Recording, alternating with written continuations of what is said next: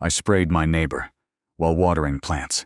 I didn't plan for my Tuesday evening to change my entire life. I was standing on my small front porch, doing the one thing I actually enjoyed after a long, exhausting day, watering my plants. Nothing complicated. Just me, the hose, and the quiet hum of the neighborhood settling into dusk. Then she walked by. I didn't even hear her approaching.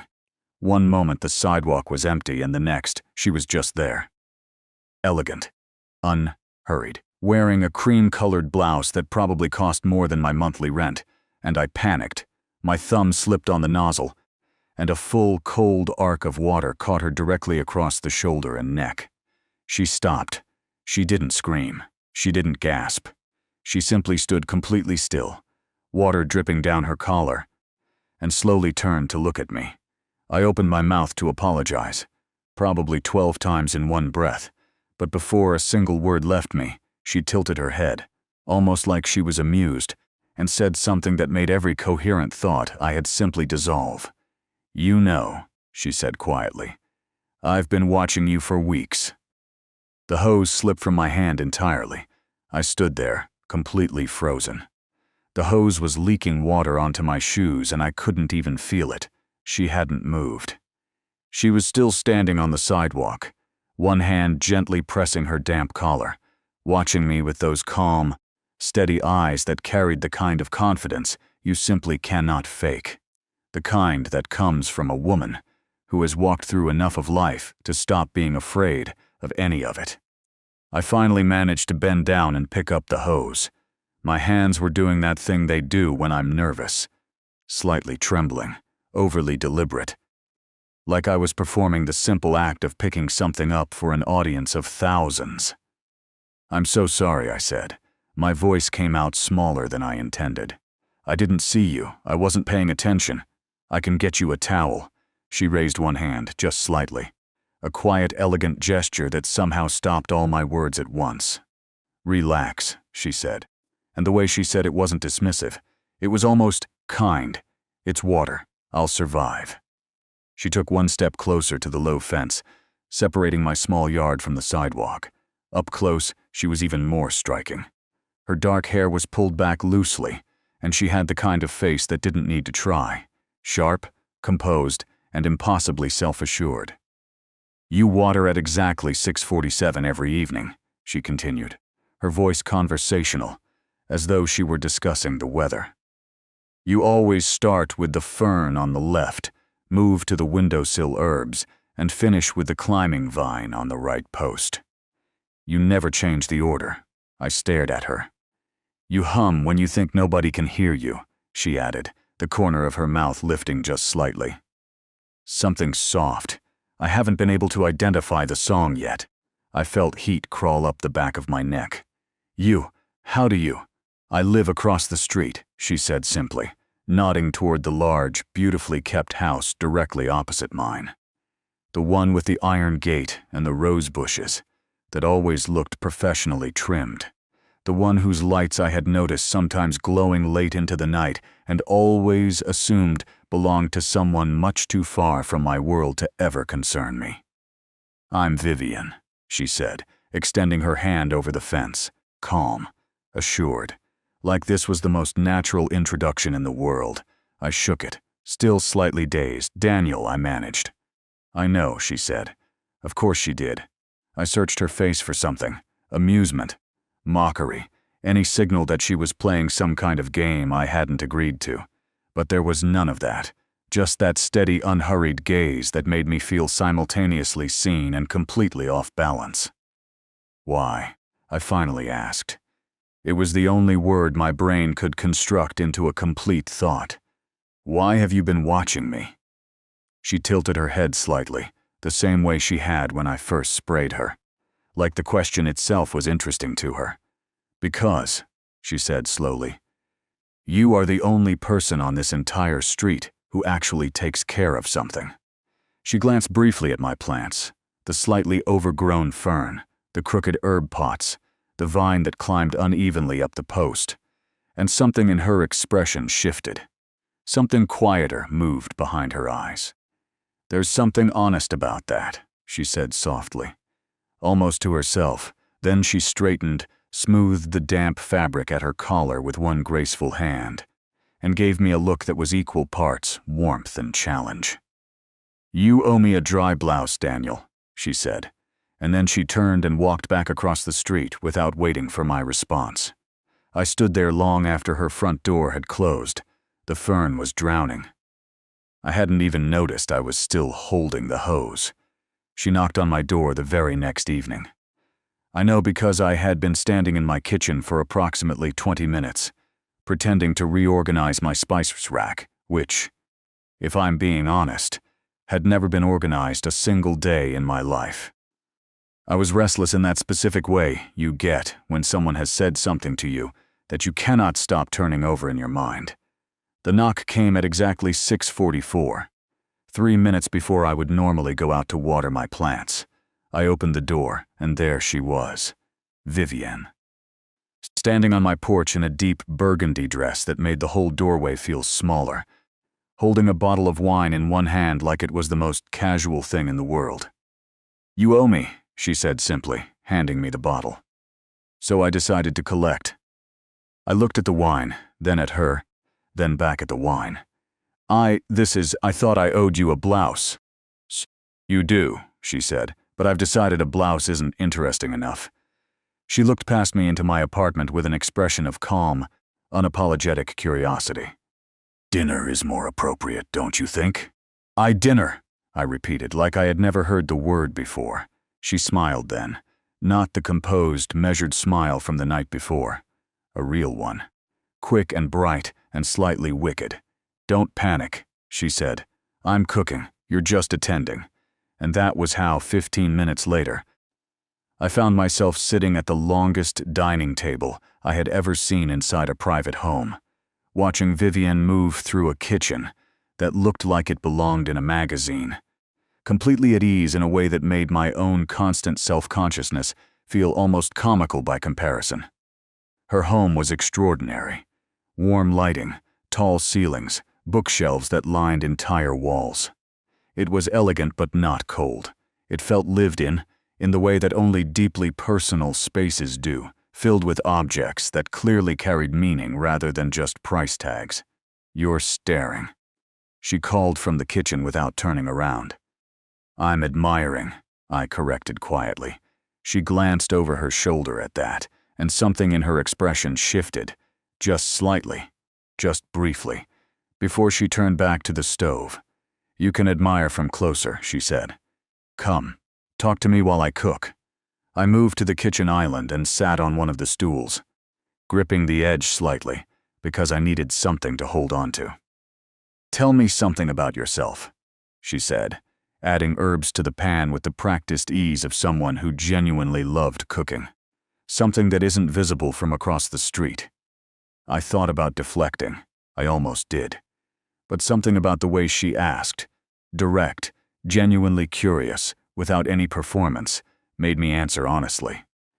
"I don't really know how to be around people who make me nervous," I admitted. She didn't laugh. She didn't look surprised either. "Am I making you nervous?" she asked. "Terribly," I said. She turned to look at me fully then, spatula in hand, and the look she gave me was so warm and so openly amused that something in my chest loosened just slightly. "Good," she said softly. "Nervous means you're paying attention." We ate slowly. We talked even slower. She teased me about my plant organization, and I told her the vine was intentionally crooked for character, which made her laugh, a full, unguarded laugh that I immediately decided was the best sound I had heard in years. And somewhere between the wine and the laughter and the way she looked at me like I was genuinely worth listening to, I forgot to be afraid. Just for a little while. But then, just as the evening felt perfectly still and safe, she set down her glass, looked at me across the table, and said something that made the warmth in my chest quietly rearrange itself into something far more complicated. "My husband used to say I was too much for most people," she said quietly. "He was probably right." The table suddenly felt very wide between us.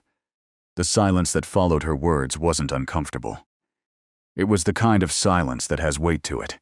The kind that settles over a room when something real has just been said out loud for the first time in a long while. I didn't rush to fill it. I just let it sit there between us, the way you let a fire breathe before adding more wood. She was looking at her wine glass, turning the stem slowly between her fingers. The confident, unhurried woman who had appeared on my doorstep an hour ago had softened into something quieter, something more careful. "How long ago?" I asked gently. 3 years, she said. "Heart attack. Sudden." She said it without flinching, but her fingers stilled on the glass. One morning he was at breakfast. By afternoon he was gone. I didn't say I was sorry. People had probably said that to her 10,000 times, and words like that, repeated enough, stopped meaning anything. Instead, I said, "That's the kind of thing that changes the shape of a room, isn't it? Even after you rearrange everything." She looked up at me then. Really looked at me, the way people do when something unexpected has just reached them somewhere they weren't guarding. "Yes," she said quietly, "exactly like that." She exhaled slowly and leaned back in her chair, and I watched the careful composure she carried like a second skin settle back into place, not as a wall, but more like a familiar coat she reached for out of habit. "He was a good man," she said. "Brilliant. Complicated. We were married for 11 years, and I still don't think I knew every corner of him." A small, private smile touched her lips. I found that fascinating rather than frustrating. Most people would find that exhausting. "Most people are afraid of depth," I said. She tilted her head. "And you?" I looked at her honestly. "I'm afraid of a lot of things. Depth isn't one of them." Something moved across her face. A quiet recognition. Like two people discovering, unexpectedly, that they speak the same language. She reached across the table and refilled my glass without asking, which somehow felt like the most intimate gesture of the entire evening. "You know what I noticed first about you?" she said, settling back again. "Before the routine, before the plants." "What?" "You apologized to your fern once," she said, the warmth returning to her voice. "You bumped the pot and it tilted, and you straightened it and actually said sorry." She was smiling now, full and unrestrained, out loud. To a plant, I felt my face go completely red. That is completely normal behavior. "It is absolutely not," she said, laughing. "But it's the reason I kept watching. Because I talk to plants. Because you are gentle," she said, simply, directly. Like the word was the whole answer and required no decoration. The laughter faded softly, and we sat in the kind of quiet that feels earned rather than empty. Then she said, and her voice was lower now, almost tentative, which was so unlike everything I had seen of her. "I haven't cooked for someone in a very long time, Daniel. This evening has been..." She paused, searched for the word. "Alive," she finally said. "It has felt alive. My heart did something it hadn't done in longer than I could honestly remember." I opened my mouth to respond, to tell her that I hadn't felt this comfortable with another person in years, that something about her made the room feel warmer, and the evening feel longer in the best possible way. But my phone buzzed sharply on the table. I glanced down without thinking. One message. From a number I recognized immediately and wished I didn't. 3 words that pulled the warmth right out of the room. "We need to talk. If this story is making you feel something, you're not alone. Hit that like button and stay with me, because what happens next changes everything." I turned my phone face down on the table. Too quickly. The kind of quick that answers questions before they're even asked. Vivienne noticed. Of course she noticed. She noticed everything. She didn't ask. She simply picked up her wine glass and took a slow sip, giving me the space to either explain or not. And that particular grace, the ability to offer someone room without making them feel abandoned in it, told me more about her than anything she had said all evening. "I should probably go," I said, hating the words as they left my mouth. "You probably should," she agreed softly. No argument. No performance. I helped her clear the table despite her mild protest, and she walked me to the door with the same unhurried ease she carried everywhere. At the threshold, she leaned against the doorframe, arms crossed loosely. Watching me with that quietly amused expression I was already beginning to recognize as distinctly hers. "Same time tomorrow?" she asked. I looked at her. "You're very sure of yourself." "I'm very sure of good company," she corrected. "There's a difference." I laughed despite everything pressing on my chest, said goodnight, and walked back across the street into my apartment. The message was from my younger brother, Marcus Marcus. Had arrived in town by the following morning, unannounced, with 2 bags and the particular expression he wore when he had decided something without consulting anyone, including the person most affected by the decision. He was 24, loud in the way only genuinely well-meaning people can be loud, and he had apparently heard through our mother that I had been seen talking to the widow across the street. Small towns. Long memories. "She's 40. Daniel," he said, sitting at my kitchen counter, eating cereal he had helped himself to without asking. "And people talk about her. She's not exactly." "Choose your next word carefully," I said quietly, not looking up from my coffee. He paused. To his credit, he recalibrated. "I just mean she runs in a very different world. Her late husband left her everything. The estate, the properties, the investments. People around here think a lot of things," I said. "That doesn't make any of them true." Marcus looked at me for a long moment. "You've had dinner with her once and you're already defending her." "I'm defending basic decency," I said. "That's not the same thing." He dropped it. But the seed was planted, and I could feel it there, small and uncomfortable, like a pebble in a shoe you keep telling yourself you'll stop and remove, but never quite do, because the truth was, I had thought about it too, not the age. That had never genuinely bothered me, but the distance between her world and mine, the way her home held art I couldn't name and wine I couldn't pronounce. I had felt it at the edges of the evening, like a draft coming under a door. I had simply chosen to ignore it because the warmth inside the room was worth it, or so I had told myself. That afternoon, I went out to water my plants at 6:47 as usual. I told myself it was just routine, but my eyes drifted across the street before the hose was even on. Her front curtain moved, just slightly, and I found myself smiling at a window like a complete fool. That evening, she appeared on her front step with a book and a glass of something amber, and without looking up from the page, she said, loud enough to carry clearly across the quiet street, "Your fern is leaning left again, Daniel." "She's dramatic," I called back. "She likes the attention." Vivian looked up from her book then, and the smile she gave me was slow and full, and entirely unguarded. For a moment, just one, the whole world felt perfectly, impossibly simple.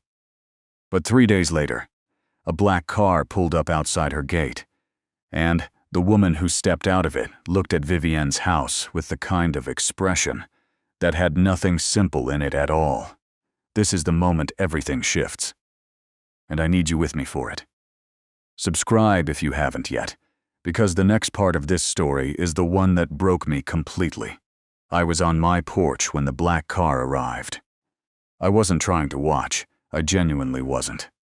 But the car was expensive and unhurried in the way that expensive things often are, and it stopped directly in front of Vivienne's gate with the kind of deliberate precision that makes you look whether you intend to or not. The woman who stepped out was perhaps 55. Impeccably dressed. Silver hair swept back with architectural precision. She had the bearing of someone who had spent decades making entrances and knew exactly what she was doing with every one of them. She looked at the house first. Then, briefly, and I felt it like a small cold thing, she looked directly at me. Then she walked through Vivienne's gate without pressing the bell. Clearly, she had a key. I didn't hear from Vivienne that evening. Or the next morning, the curtain across the street stayed still. The front step where she had sat with her book and her amber drink remained empty. The house, which had begun to feel like a warm light I oriented myself toward without entirely realizing it, went quiet in a way that had texture to it. A kind of held breath. On the second evening, I was attempting, badly, to read a book I had already read the first paragraph of 11 times when a knock came at my door. It wasn't Vivienne. It was a man I didn't recognize. Mid-50s, well-dressed, with the careful neutral expression of someone delivering a message they had been specifically instructed not to editorialize. "Mr. Daniel?" "Yes." He handed me an envelope. Cream-colored, heavy paper. My name written across the front in handwriting that was precise and slightly formal. "For Mrs. Vivienne," he said. And then he left. I stood in my doorway, holding the envelope for a long moment before I opened it. Inside was a single card. 4 sentences.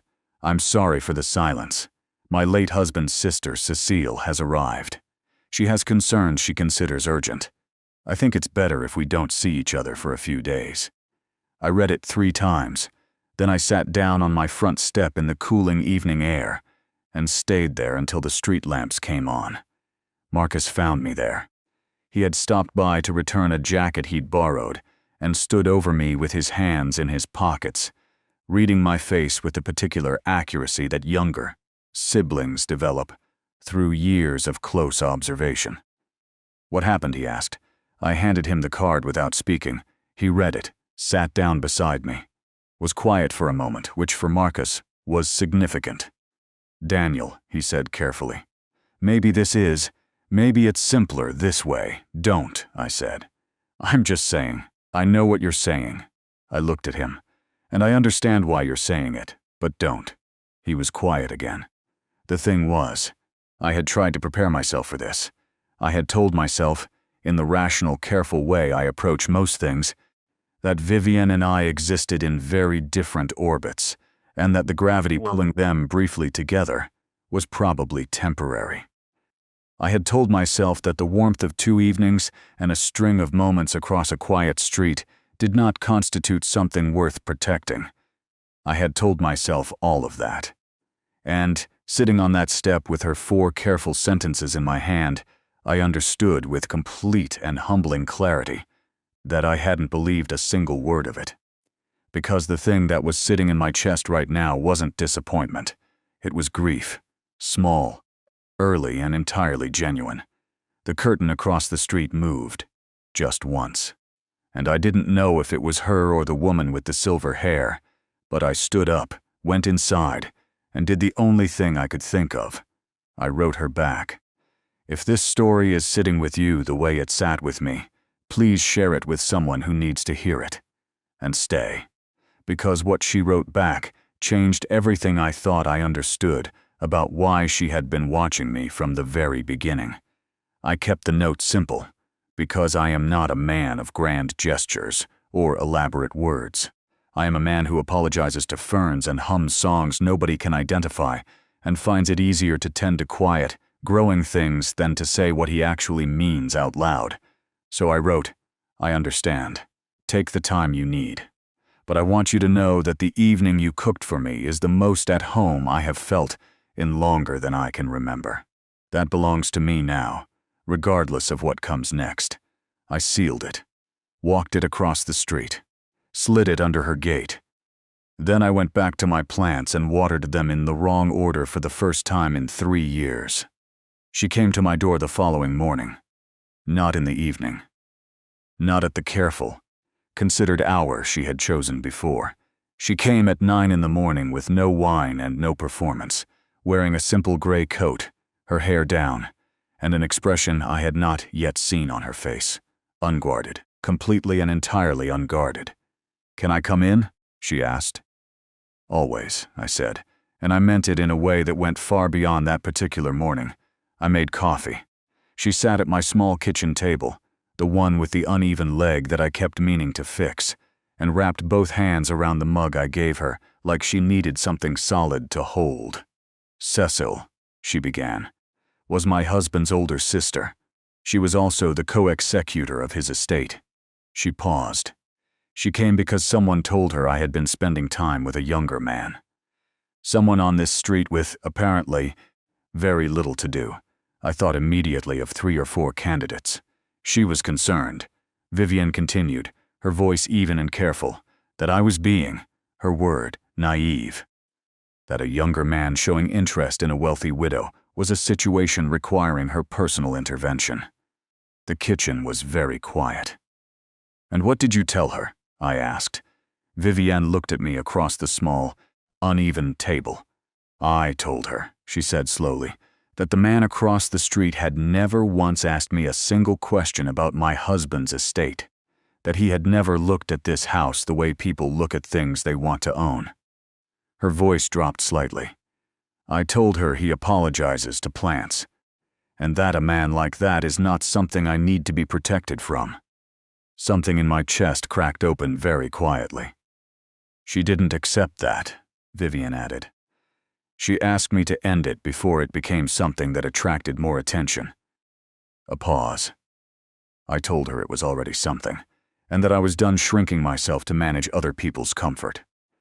I set my coffee down. "Vivienne, I was watching you," she said suddenly, leaning forward slightly, "because after 3 years of living in that house full of everything my husband left behind, every beautiful, expensive, carefully chosen thing, you were the only sight from any of my windows that made me feel like the world was still capable of being simple." Her eyes were bright now, not with tears exactly, but with the particular luminance of something long held finally being released. "You and your crooked vine and your evening routine, and the way you treat living things like they deserve tenderness." The table between us felt very small. I reached across it and covered her hands, both of them, still wrapped around the mug, with mine. She looked down at my hands, then up at my face. "I'm not simple, Daniel," she whispered. "I come with history and complicated people, and a house full of rooms I haven't opened in 3 years.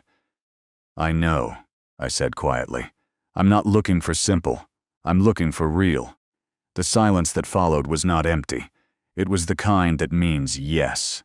Outside, through my kitchen window, the morning light fell across the porch where my ferns sat, leaning slightly left, reaching toward whatever warmth it could find. Just like the rest of us. If this story found you at the right moment, please share it with someone who needs a reminder that it's never too late to let something new feel like home.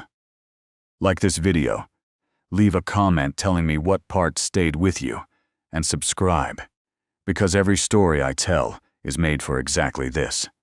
The quiet moments when we all just need to feel a little less alone.